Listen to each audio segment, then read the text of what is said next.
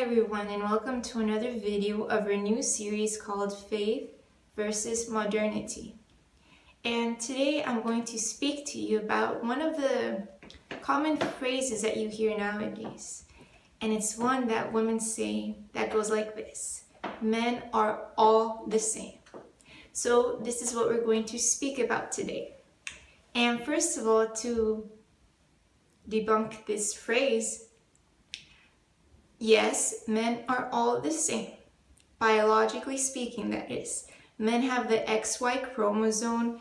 They usually tend to have a deeper voice, and all men cannot bear children. So in that way, in the biological, physical way, men are all the same. However, when it comes to their character, men are not the same. And I'm going to be speaking a little bit about this. And I was thinking, what makes a woman say this phrase? Oh, all men are the same. And one of the reasons is if you have been disappointed by men. Maybe you didn't grow up with a father figure. Maybe you had really bad examples as a child about male figures. And when you grew up, when you became an adult, the same cycle happened. You met the same kind of men that were alcoholics, that would cheat, that would be really bad examples for the family. And that's how you came to the conclusion that all men are the same. Another reason is that, with this modernity, many women have become, in a way, feminist. And this kind of feminism has made them see, oh, men are all the same, they're all weak, they all play video games all day, we don't need men, you don't need men, I can do everything a man can do. I can raise a family, I can work, I can basically succeed in life without a man. And this is one of the things that they do. Instead of trying to make men and women equal, they've worked to make women better than a man. The women want to be better than a man. It's like now they want to make all these men who weren't even alive hundreds of years ago, they're trying to make them pay for the sins that men did hundreds and hundreds of years ago, even though these men have nothing to do with it. Okay, so that's another reason about it. And there's another one. Whenever a woman has been, or maybe in your case, if you somehow believe this phrase to be kind of true for your life, it's maybe due to never being able to be happy in your love life. Growing up, this is a dream of woman. Even though you might not say it, every woman always thinks of the day growing up, of the day she'll get married. But somehow along the way, she ends up getting disappointed. She says, oh, all the men I meet, they're the same. They've maybe all cheated on you. They maybe all just use you, just use your money, have you paid for their bills, for their expenses, and they've never given you what you wanted, which was actually marriage. They took everything from you. They treated you really bad, and it was a cycle. It would happen in every relationship you had, or maybe even your mother had the same thing, and this is why you came to the conclusion that all these men were the same. However, like I said, all men are not the same. The character is not the same. Maybe you've been looking at the outside of a man. Maybe you see, oh, he's good looking. He fits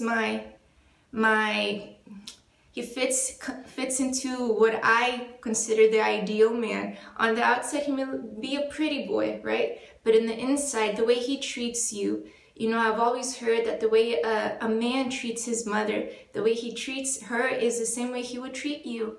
If a man doesn't have certain morals in life, how do you expect him to be faithful? How do you expect him to be loyal, to be loving and giving? There's no way. So now let's go to our source. Every idea that we hear in the world, every phrase that we hear, we always have to see, what does God say about this? According to the word of God, what does he say about all men being the same? Okay, so I'm going to share with you a part here. And I'm sure you've all heard the story about Noah. And Noah, during his time, things were really bad. The men were really bad. It even says here in the Bible, and if you want to read in Genesis 6:9, that Noah was a righteous man, blameless among his time, and he walked faithfully with God. So during that time, it's like every other man was corrupt. They were doing everything wrong. Just Noah, he was the only one that was doing right in his time. Here's another example of Job. Okay, in Job 1:1, it says, "In the land of Uz, there lived a man whose name was Job. This man was blameless and upright. He feared God and shunned evil." Okay, so there you have Job, another man that was different from the other ones around him. And then the third example I want to give you is about Daniel.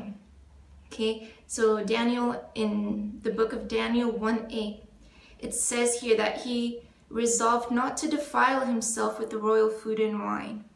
That is, if he decided not to defile, which is not contaminate himself with the food of the king, imagine what he thought about everything else that went against God. So all these three people, all these three men, they stood out.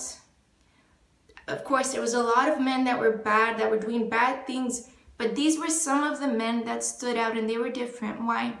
Because they had a divine character. They had a godly character. They were loyal. They were faithful. They were God-fearing. They would turn away from evil. And this is the kind of man that I'm sure every woman would like. A man that's going to be faithful, that's going to take care of her, that's going to be God-fearing.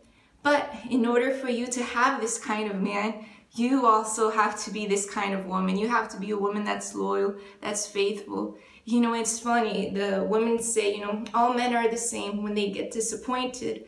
But whenever they're disappointed with a female friend, they never say, oh, all women are the same. Have you noticed it?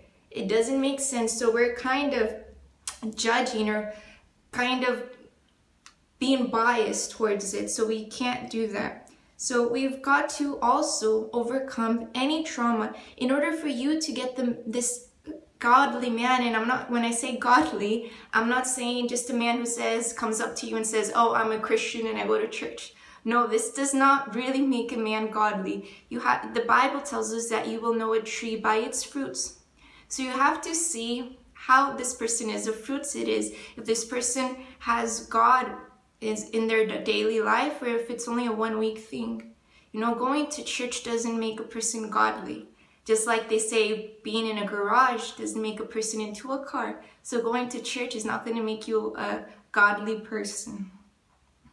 Okay? So if you're looking for a man that's not going to treat you like the other men that you have met, if you're looking for a different kind of man that stands out, that's God-fearing, then like I mentioned earlier, you've got to become this kind of woman. You've got to be have the same character inside of you that you would like to see in your future husband. And when it comes to a man, you can't settle for less. Maybe you say, oh, this man doesn't believe in God, but at least he's nice. You know, you can't lower your standards. You have to raise up your standards. Maybe you've had your standards so low that any guy that just comes and compliments you on an outfit or compliments your smile, you fall head over heels over him. And of course, you're going to end up breaking your heart because this guy was just interested in one thing. So you have to be wise, and God is going to give you this wisdom if you ask him for it. Okay, so let's remember these things. You know, biologically speaking, yes, men are the same, but their character doesn't have to be the same. And we need to have this discernment to see when it is that a man is of God and when he's not, and of course when he's for us or not. And if you're needing any guidance, every Thursday here at the UCKG, we have a love therapy seminar where we teach you how to be ready for whenever Mr. Right comes along, you know, for you to be emotionally stable, for you to have really overcome any trauma from the past, any bad examples that you have. You have to overcome these things. If not, you're going to expect that in your future partner. okay? And those of you who perhaps you're already married, or maybe you don't even plan on getting married one day, you know, there's men all around us, and we have to, maybe you're a teacher, maybe you're a mother, you have to guide them in the right way for them to become one day a godly man, a man with a divine character. You know, they're very rare in the world, but I'm sure that whenever a woman finds one, she's going to be immensely blessed. Okay, so stay tuned for next week, where we'll continue on our faith versus modernity video series here on All About You. Take care.